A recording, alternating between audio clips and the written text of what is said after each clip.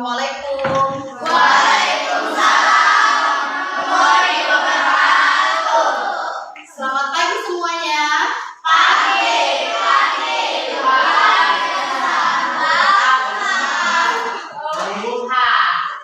Ya, sebelum kita memulai pembelajaran, silakan ketua kelasnya pimpin doa terlebih dahulu.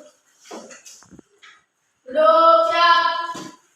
Sebelum kita belajar, marilah kita berdoa dimulai. Selesai. Ucapkan salam kepada ibu guru.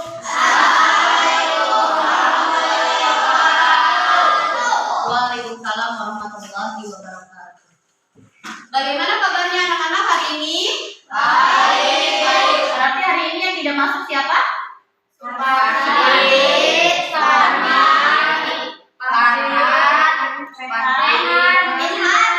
Ya, Farhan kenapa? Sakit. Terus siapa lagi yang sakit? Tommy. Sama Yulia. Ya, yang lainnya anak-anak semuanya perhatikan gambar yang ada di layar ini. Pernah kan anak-anak menonton film Doraemon? Pernah. Iya, pernah ya. Di mana ditayangkannya? TV. Iya. Film Doraemon menarik tidak? Menarik. Apa yang membuat menarik film Doraemon? Iya, kantong ajaib. Terus apa lagi? Memiliki balik-balik bambu. Terus apa lagi? Memiliki pintu ajaib. Terus siapa saja tokoh yang ada dalam film Doraemon ini? Coba Sukri, siapa tokohnya yang pertama? Doraemon. Yang kedua dari apa? Nobita. Yang ketiga Farhan. Revan. Sesuke. Yang keempat Naila. Soneo. Dan yang terakhir? Jayon. Ya. Apakah film Doraemon termasuk ke dalam cerita fantasi? Iya. Ya, termasuk. Apa alasannya? Karena bercerita tentang Kantong ajaib dan tidak mungkin terjadi dalam dunia nyata. Ya, jadi di sini kita akan membahas tentang tokoh atau unsur-unsur intrinsik dalam sebuah cerita fantasi. Ya, tadi kita sudah tahu tokoh yang ada dalam film Doraemon, yaitu ada Doraemon, terus Nobita,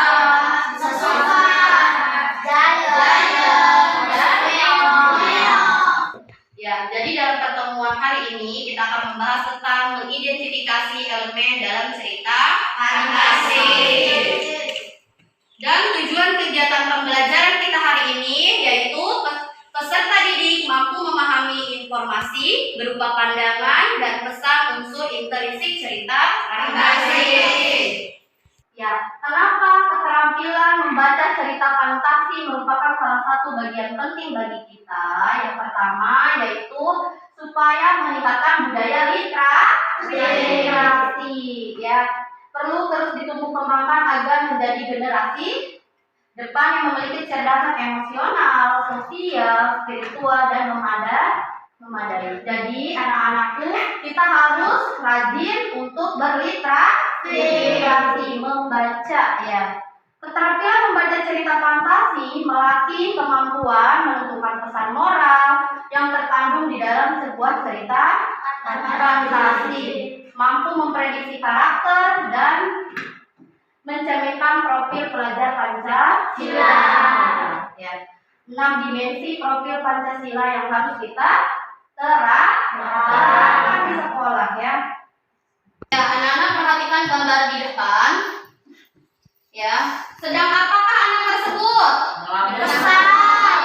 Ya, terus apa lagi Debbie? Bersedih. Terus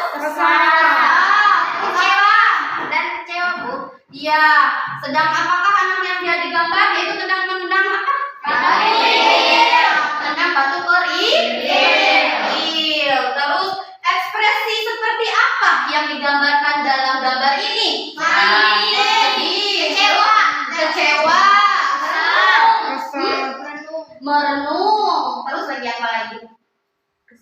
Kesal ya.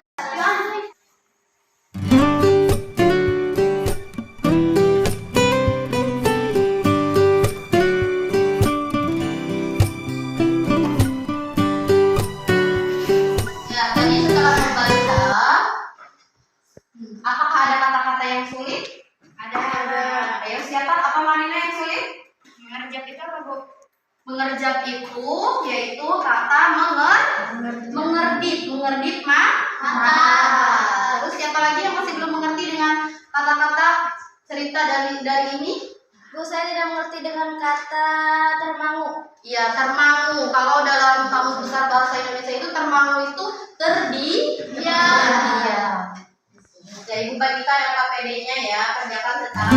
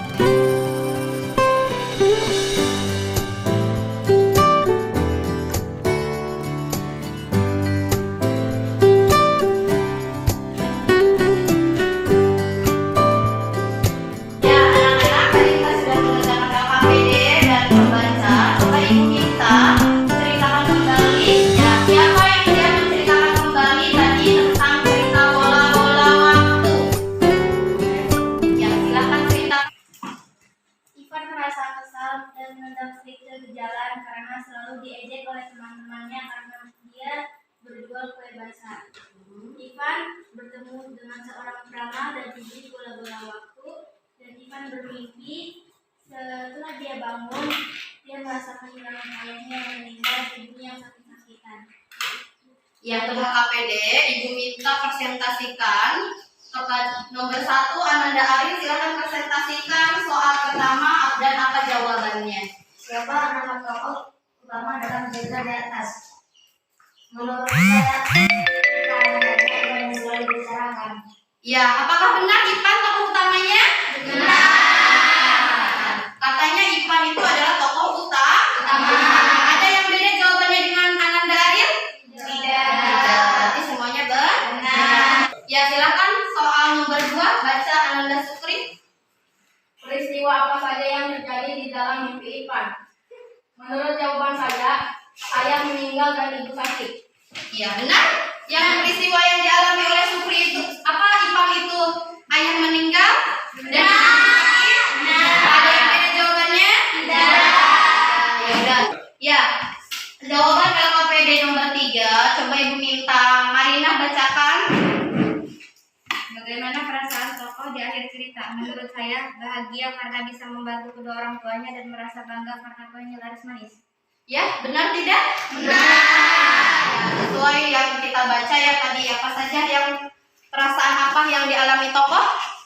Merasa bahagia. Ya, merasa bangga. Ya, coba LKPD nomor 4, silakan bacakan Ananda Ica. Masalah apa saja yang dihadapi tokoh di awal cerita? Menurut jawaban saya, merasa malu berjualan kue, merasa lelah, merasa kesal. Ya, merasa malu, merasa kesal, dan merasa lelah. Kenapa jawabannya seperti itu, Ica? Karena tersebut terkait kejadian yang dialami Tokoh yaitu Ivan. Ya, sekarang LKPD nomor 5 Ibu minta bacakan oleh Ananda Siva. Ceritakan kembali secara sederhana mengapa Ivan merasa menyesal. Jawaban saya, Ivan merasa menyesal ketika keinginannya tercapai tetapi harus kehilangan ayah tercintanya dan ibunya yang sering sakit-sakitan. Ya, benar? Ivan merasa menyesal ketika keinginannya itu tercapai, tetapi Ivan harus kehilangan seorang ayah dan tidak bisa membantu ibunya yang sering sakit. Ya, tepuk tangan buat semuanya. Ya, jadi prediksi kalian tadi sebelum membaca dan sesudah membaca benar tidak? Benar. Ya, tadi Ibu bertanya tadi tentang dan apakah anak tersebut tadi setelah membaca merenung, kesal, terus kecewa, berarti itu benar. Terus ekspresinya digambarkan dengan kesedihan dan rasa kesal. Ya, jadi unsur-unsur intrinsik yang harus kita pelajari, yang kita dapat pelajari hari ini yaitu tema, alur, tokoh, sudut pandang, latar, dan anak-anak, apakah pelajaran hari ini menyenangkan?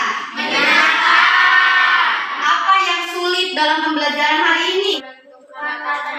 Sulit menentukan latarnya, ya. Terus apa lagi yang kita sulitkan? Mengisi soal. Ya, cara mengisi soal nanti kita akan bahas lagi di pertemuan yang akan datang, ya.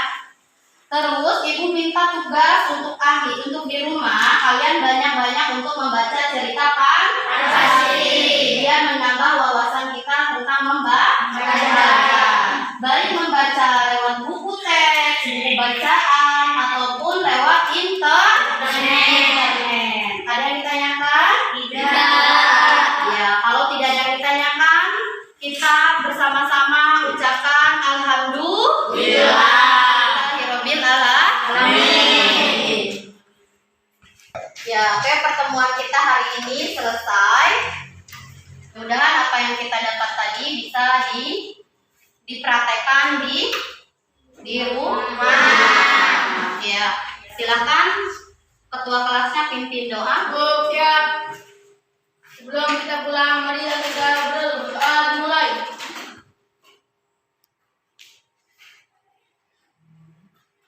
Selesai.